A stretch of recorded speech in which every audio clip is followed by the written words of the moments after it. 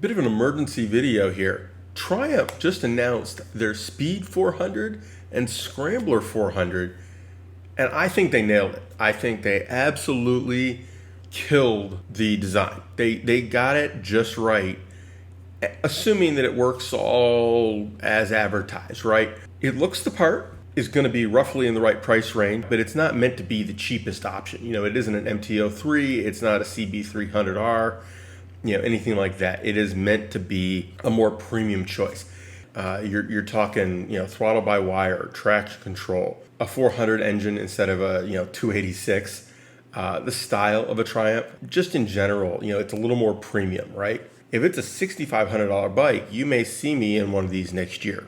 Let's talk about this. It is a basically 375, call it 380 pound bike. That's 60 pounds heavier than mine. That's not nothing, but it's still in the same weight class of bikes like mine. There are bikes in my category that are heavier than this. It's lighter than any of the 650s. Most of the 500s are significantly heavier. In fact, I think that's the market this is going after. It's for people like me who don't necessarily care about the 500. We just want that little extra horsepower. It's 40 horsepower. Torque is about 27 foot-pounds. Now, guess what? Those two line up pretty much at the same point on the tack. Yeah, awful handy. It's in a usable range, 65 to 8,000 RPMs. On a bike like this, that's a good range. That's the speed, that's the RPM range you're going to be when you're on the highway and you go, I want to get by this guy, right?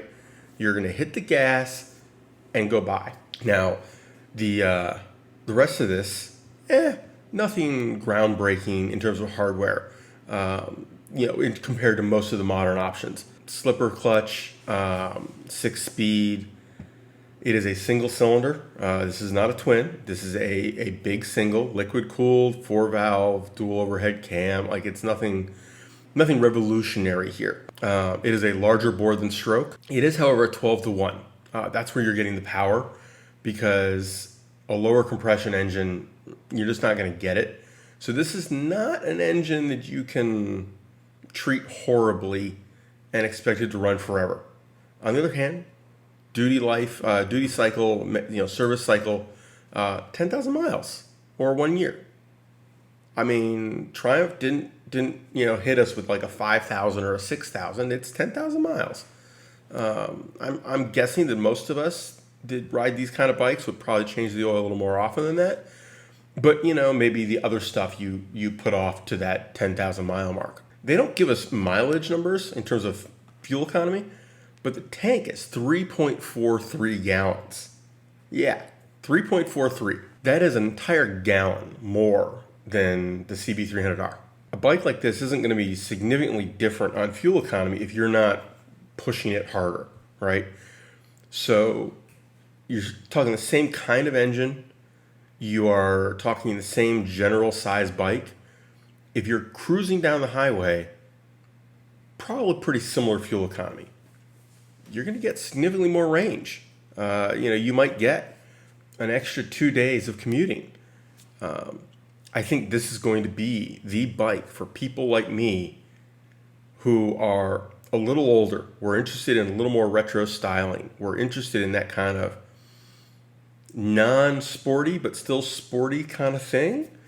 And we want a practical bike without a ton of power, because we don't want to pay the premium for that ton of power.